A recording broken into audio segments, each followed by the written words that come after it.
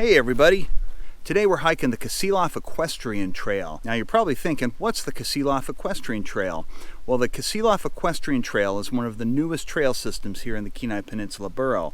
It exists on a parcel of 960 acres of borough land. It is bordered on the south and the east by the Kenai National Wildlife Refuge, the north from state DNR land, and to the west, private land.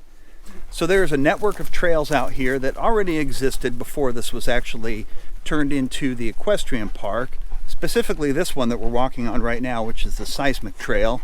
Back in the 40s here on the Kenai Peninsula, when they were exploring for oil, they laid out a lot of seismic trails here on the Western Peninsula to see what they could find under the surface. So a lot of those are left over and have become trails like this one. In the last couple of years, you've had an organization called the Kenai Peninsula Backcountry Horsemen, and they're part of a larger national organization, but this is the local chapter. And these guys made an arrangement with the borough to come out here and put a trail system in with the main purpose, particularly in the summertime, being horseback riding. But this area is open to hiking and possibly mountain biking. Some of the trails are pretty rough right now, but better suited for hiking and horseback riding, but they're still nice. There's a lot of potential here.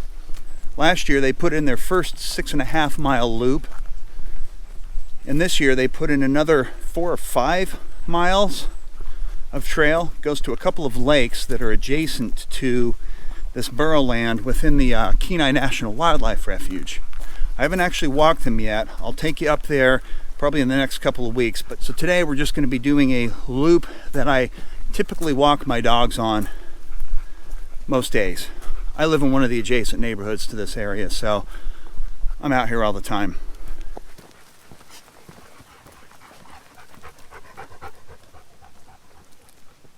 So back in the 90s, there was an outbreak of spruce bark beetles here on the western Kenai Peninsula, and they heavily impacted most of the 4 dominant tree species, actually 3 dominant tree species, which were black spruce, white spruce, and Sitka spruce, and to a lesser extent the hybrid of there's a hybrid out there of the Sitka spruce and the white spruce called a Lutz spruce.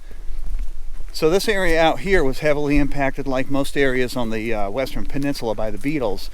And so in 2001, 2002, the borough hired a company to come out here and log all of the dead trees. So some of these logging rows that they put in are part of the trail system now, and they give some nice access to a few areas here we're going to walk through.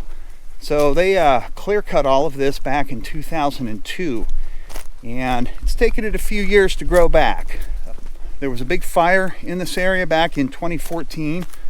Many of you here locally, I'm sure, will remember the Funny River fire. There was nothing funny about it, but it burned right into this area. We're going to cross part of the original fire break that the forestry put in to make sure it didn't get over here. There's a big power line over here, a bunch of houses and private property, so they did a good job of keeping it out of the local area. So after they logged everything, it's taken a while for things to grow back, and we had the fire in 2014.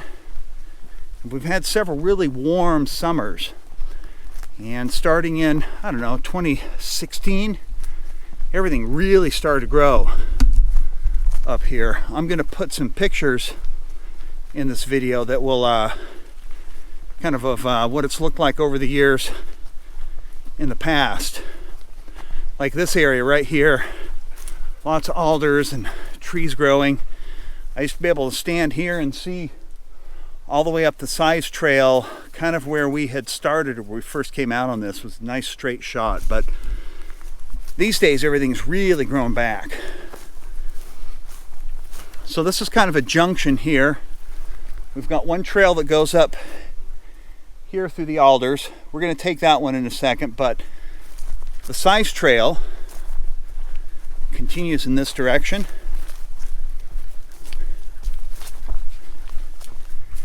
And we get to another junction right here. The size trail continues going to the south and eventually gets to a swampy area.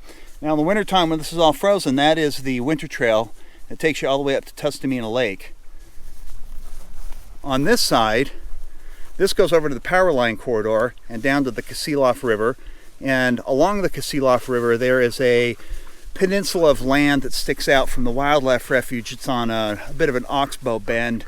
There's a bunch of private property, so this is the access for it.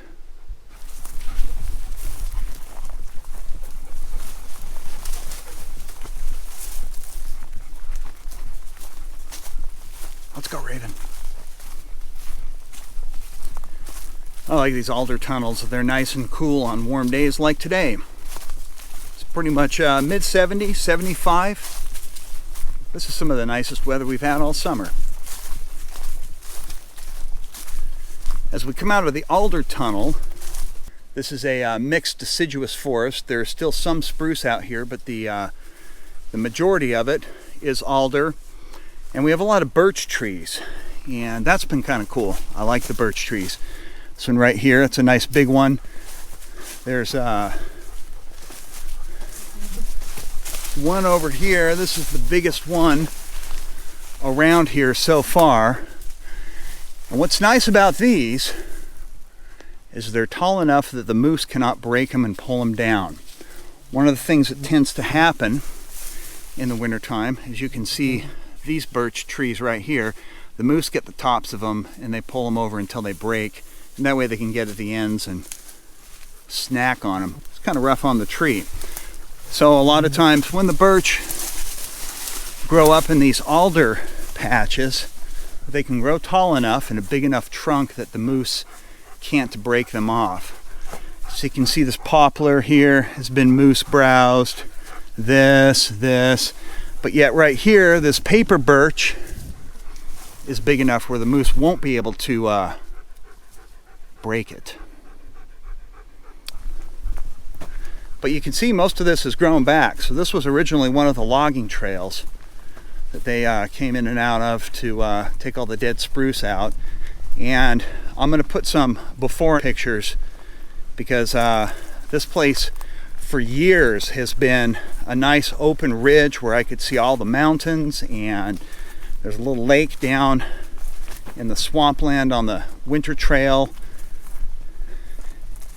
In years past, I used to sit on that stump and I could see the lake out there in the swamp, but as you can see, things have really grown back.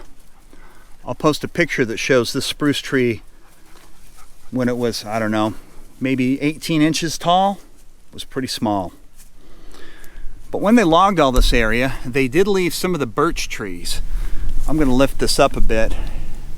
You can see there's that big one, and there's some big ones over here. And these birch trees are probably, I'm guessing 80, 100 years, maybe more old. They're pretty big and been here for a long time. But as you can see, everything has really grown back. It's obscured them out there.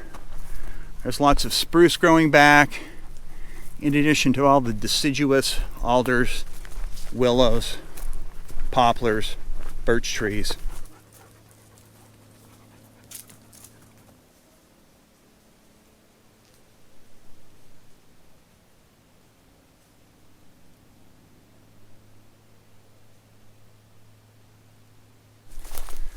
This is another section of alder tunnels. These are a little bit bigger. They brought the brush hog down here last year and kind of pushed everything back a little ways. These alders grow quickly. Alders grow quickly, but it's a nice shaded area.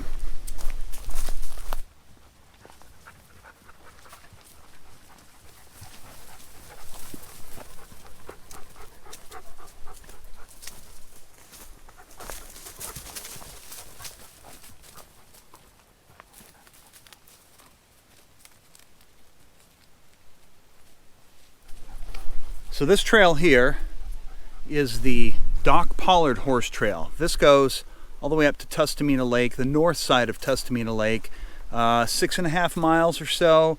And there is a public use cabin up there that you can rent and go and stay at called the Nurse's Cabin.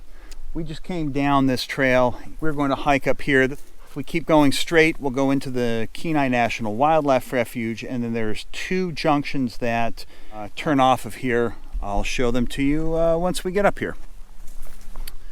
So we're at another junction. This one here goes up to the top of that hill, which is where we're heading next. If you keep going down this trail, that will get you to another junction. This is the new trail that the Kenai Peninsula Backcountry Horsemen put in earlier this year, and it goes up to a couple of different lakes. But we're going to take this one for the time being. At some point, I'm going to come out and do a complete walk around of the new trail, and I'll make sure I report it back to you. Most of these trails out here are going to have these blue signs that indicates the horse trail section of it. So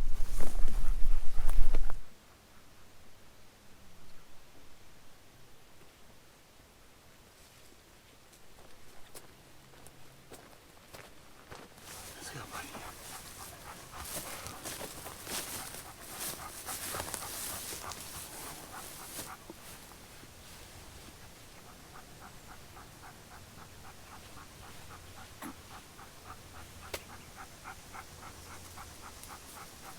There's that really big cloud. Thought that was kind of cool. It's pretty hazy today though. This is one of the really nice overlooks here where you can see the Kenai Mountains. When there are not leaves on the trees, you can actually see Tustamina Lake. So it's a pretty nice scenic spot. Kind of a little flat area here to hang out on. Unfortunately, we have a lot of haze in the air. There's a lot of fires burning in Siberia right now, and it's kind of drifting over the south central areas. We won't have any very good views on this hike today, but I'll come out and show all these nice views to you at some point in the future. Let's go.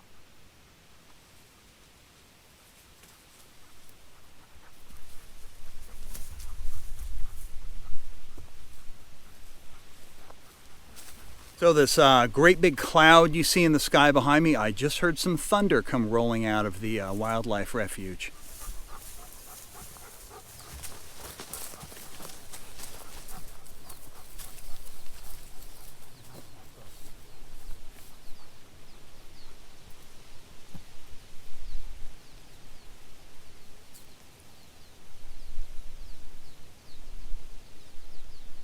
Here we are at one of the other overlooks.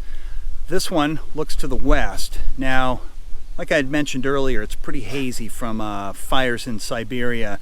Normally you would be able to see Redoubt, Iliamna, and Spur, and all the mountains, Cook Inlet, the lower Kasilof River Valley. It's actually really quite a view. I'll put a picture up of what it looks like on a clear day so you kind of have some kind of a comparison. I'll make sure I include the elevation here for you.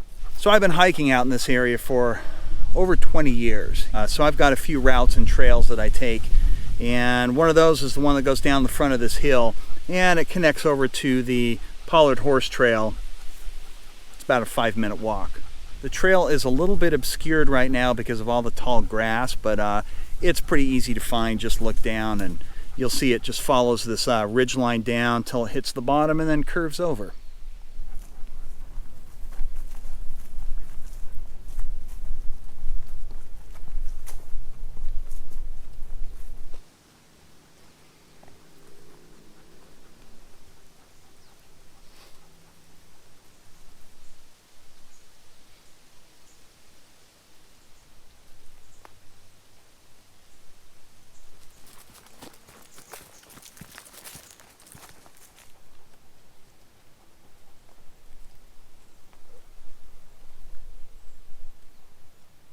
We are almost to the trailhead. This hike is about 2.8 miles, I think, or the particular loop that I did today is about 2.8 miles. I will put that up here in the video and include the coordinates, so if you're interested in coming and checking it out, you'll be able to find it. I hope you enjoyed this video. If you did, please consider liking and subscribing, and join us next time for another hiking video.